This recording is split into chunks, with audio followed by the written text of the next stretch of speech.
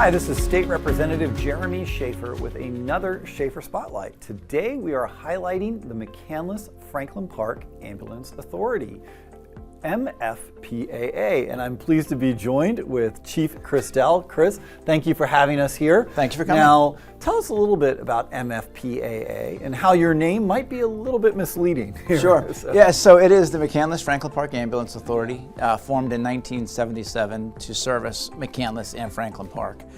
Beginning in 1979, there was an outreach from the communities of Pine Township, Marshall Township, and Bradford Woods. They were looking for an ambulance service as well. So we began at that point in 1979 servicing all 5 communities.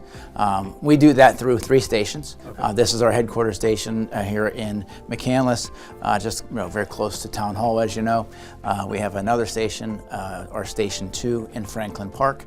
Most people can't find it. It's sort of hidden in the community. On Branch School Road. On Branch School Road, right? EMS lane, but nobody can find it. So it's all good. And then we also have another station inside of the Wexford Volunteer Fire Department there in Wexford. Yep. So between those 3 stations, we service, 60 some square miles, 60 plus square miles. And probably population-wise, probably close to about 60,000 people. We say 70,000. 70,000 people. 70,000 people, which includes, obviously 3 hospitals, a whole bunch of nursing homes to the point of about 23 or so nursing homes, and obviously a lot of households. So keep very busy. Yep. So I'm pleased to be able to represent 3 of those 5 municipalities, Great. and but we all work together, and we have great EMS services throughout the North Hills. We do. Yourself, Shaler EMS, Richland, West Deer, and a number of others. Absolutely. So you got the 3 stations. How many vehicles do you have? How many employees do you have here? Sure. We have 6 ambulances, and we have then 4 squad type vehicles, one of which we use for a community paramedic program that we have. The others are for supervisory response type of situations and special event standbys. We also have a few wheelchair vans for a contract that we have with one of the local hospitals to provide service for them. So I think in all the fleet is 15 vehicles, right? So it's pretty big. And as far as people, our most important component is that we have 42 employees total. So now I know you've been chief for 4 years. Yep, just shy of 4 years. Yep. And you and your predecessors have really invested a lot in quality training and getting accreditations that are needed and having the latest, greatest equipment to help service the population here. Sure. Can you tell us a little bit about what some of those are? Sure, absolutely. One of the things that we have here that's in our station that's pretty unique is that we have an ambulance lab, right? So inside the ambulance lab, everything about it is actually from an old ambulance that was retired. We put the cabinets in there, and it makes for a very realistic situation for folks to do their training. So that has been a pretty big investment from a training perspective. As far as the equipment that we have, most people don't realize, I think back to my early days of EMS, and I've been doing this for about 38 years, we would spend $60,000 for an ambulance, and that was a lot at the time, right? And now all of a sudden, we're spending $400,000 on an ambulance, right? The stretchers that used to cost not a lot are now, that's an $80,000 unit, right? Just the stretcher, right? So people are often surprised to learn of the costs of things. One of the unique things, all ambulance services in Pennsylvania are licensed, right? That's something that goes through the Department of Health, Bureau of EMS. We are proud to have become one of the only less than 200 ambulance services in the nation to achieve national accreditation through the Commission on Accreditation of Ambulance Services. So a very lengthy process. Very rewarding process. And why do we do it, right? We do it because we want our community residents as well as the community officials to know that they're getting the very best possible ambulance service. We pride ourselves in high quality training, having the best people, the best trained people, right? And having the best standards and the best equipment, and it's a lot, right? It's a big investment all the way around. So we're very proud of our group. It's good to know when we dial 911 or there's an emergency that you're able to respond very quickly. Now what's interesting is before 1977, there might not have been an ambulance service. It might have just been your local police department taking you to the hospital, or we were talking earlier, you mentioned even some of the funeral homes offered services, which is kind of a conflict of interest to me. But anyways, so tell me a little bit about the philosophy of EMS, like what your goal is with that early intervention. And, Sure. And it is, right, early access via the 911 system, right? So when a person in Allegheny County or anywhere, when they call 911, right? In our case, that call goes to the 911 center. The 911 center has a call taker, and then they have a dispatcher, right? So once that dispatcher gets that call, they dispatch us to the call. We have lots of different ways that we get notified of the calls. We have our radios on our hips. We have alerting stations, our alerting devices in the stations. The calls go to our phones. The calls goes to computers in the ambulances. There's a whole lot of technology involved in ensuring that we have the most accurate information for response. At that point, our goal is to get the person, the ambulance, in a fast and safe manner, right? But providing the highest quality care. All of our ambulances are staffed as advanced life support ambulances. And back in the day, those advanced life support ambulances were known as mobile intensive care units. That's actually how they were licensed by the state, mobile intensive care units. Because the things that go on in an ambulance are much more advanced than, Band-Aids, right? So sometimes people will giggle, where's the Band-Aids? We don't actually carry Band-Aids. Wow.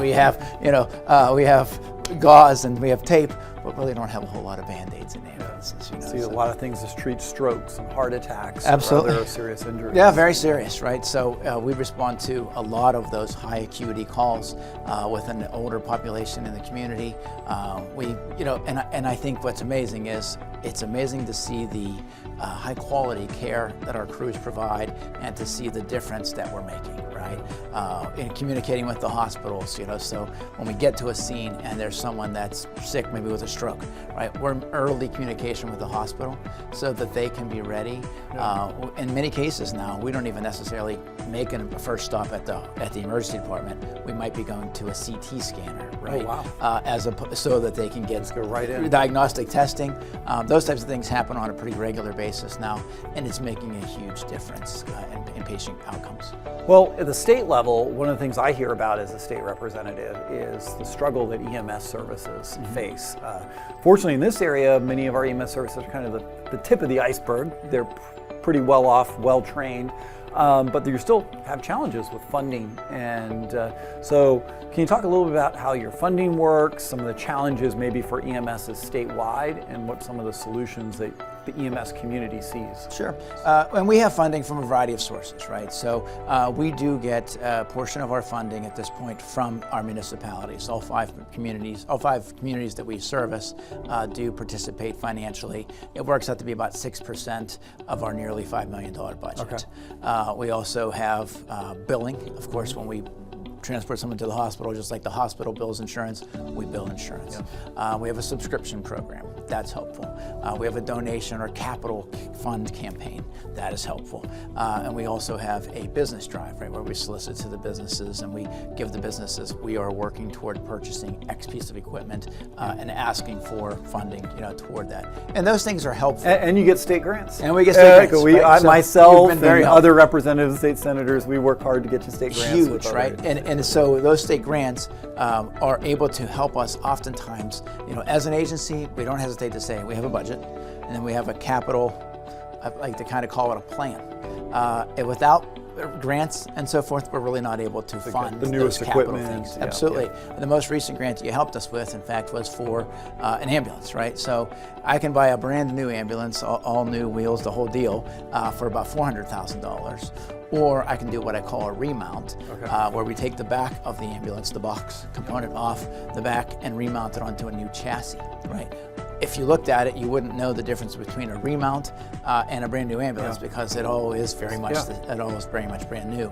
But we're able to do that at half the cost, and we've had multiple grants in recent years to assist with those remounts. It's huge. Right? Now, Chief, I know a number of EMSs struggle with filling all the spots that they need with trained employees. What are you doing here at MFPAA to be able to fill all of your spots? We're very fortunately, that with our folks, we have folks that come here and they really do make it a career.